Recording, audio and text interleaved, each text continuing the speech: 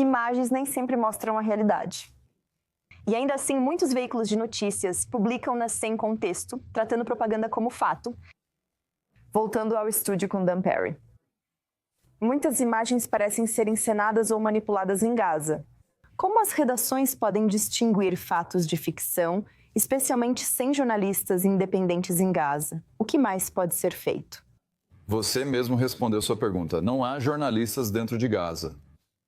Palestinos que têm medo razoável do Hamas e, quem sabe, podem estar forjando fotos ou encenando quaisquer circunstâncias, não há muito que você possa fazer. Você pode aplicar seu julgamento. Você pode garantir que os palestinos locais que você contrata tenham os mais altos valores éticos como jornalista. E assim, tudo que é óbvio. Mas você sabe, eu era o editor da Associated Press no Oriente Médio. Isso inclui Gaza e muitos outros estados policiais. Posso jurar honestamente para você que não houve nenhum caso de qualquer foto sendo encenada? Seria mentira, você não pode. Mas fizemos todos os esforços possíveis para evitar que isso acontecesse, e isso mais ou menos começa e às vezes termina com a qualidade das pessoas locais para quem você trabalha. Posso atestar que as pessoas locais que tínhamos trabalhando em impressão, fotos e televisão em Gaza eram as melhores que poderiam ser. Considero-os muito heróicos, especialmente porque, ao trabalhar para uma organização estrangeira, com muitos chefes judeus e israelenses, estavam expostos à raiva de muitos companheiros de Gaza. Isso ainda é verdade agora, quando o lugar está em ruínas e o ódio por Israel é máximo. Quase fico feliz por não estar mais nessa situação, pois é realmente difícil. Se Israel permitisse a entrada de correspondentes estrangeiros, seria imprevisível o que aconteceria, pois o local é muito perigoso. Israel está certo ao dizer que, se fizéssemos isso e alguém morresse, também seríamos culpados. Talvez devessem acabar com a guerra. Essa situação é tão complicada que a parte mais forte sempre recebe toda a culpa. Sobre jornalismo, chega um momento em que você precisa perceber que vive no mundo real. Como dissemos antes, nos Estados Unidos da América, repórteres cobrem a indústria de descarte de resíduos. Nossos editores podem ter certeza de que não têm medo dos assuntos de sua cobertura? Podemos ter absoluta certeza de que não há censura implícita quando você está cobrindo a máfia ou criminosos em geral? Claro que não. E repórteres em Gaza cobrem a máfia. Existe essa falsa ideia sendo veiculada de que existe censura do Hamas. Basicamente não existe. O que existe é que você sabe que está lidando com a máfia.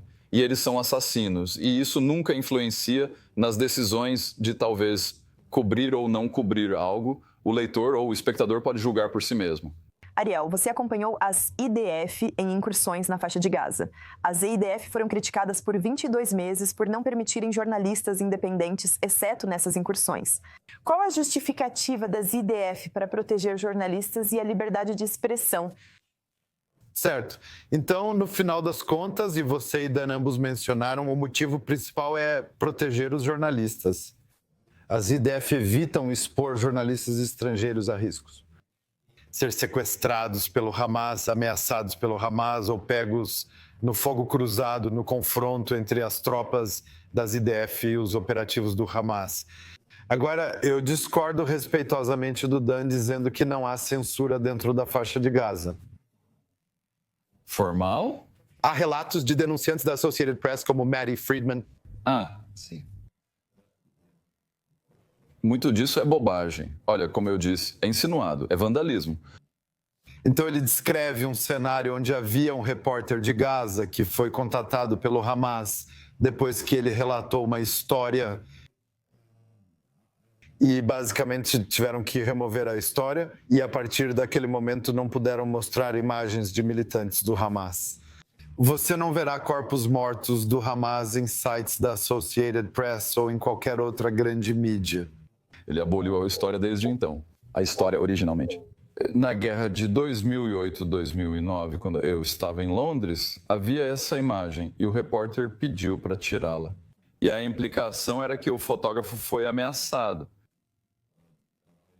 Não sei se é verdade, mas é falso que não podemos mostrar milhões de mortos.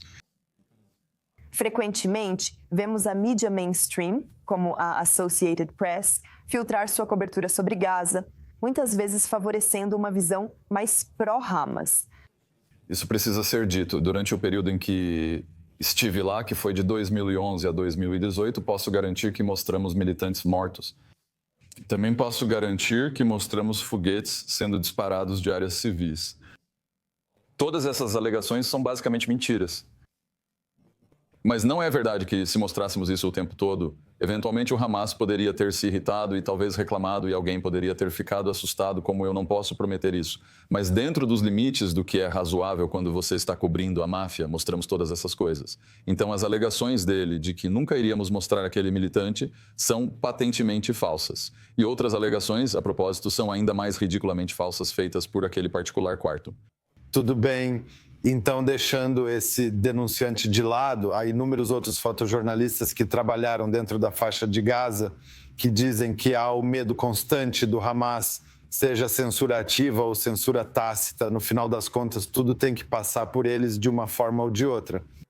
Se não, com a aprovação deles, eles vão acompanhar depois. E no final do dia, quero dizer, Israel não quer se colocar em uma situação onde é responsável pela segurança desses jornalistas estrangeiros quando eles estão, e isso não é sua zona de combate usual.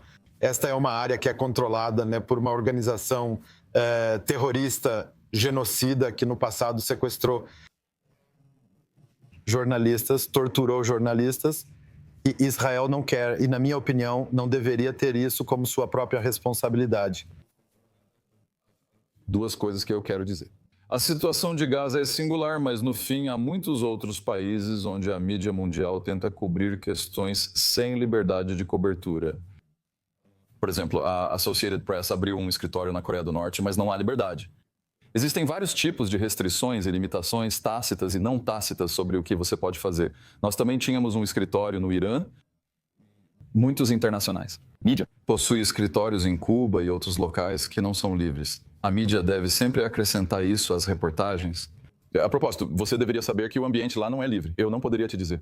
É fundamental que Israel, ao impedir a entrada de estrangeiros e diante de críticas à situação psicológica local, se esforce ao máximo para explicar suas ações, motivos e propósitos. Isso não é feito categoricamente, projetando indiferença pela ruína de sua imagem diante de toda a destruição em Gaza. Indignação no Ocidente e silêncio em Israel.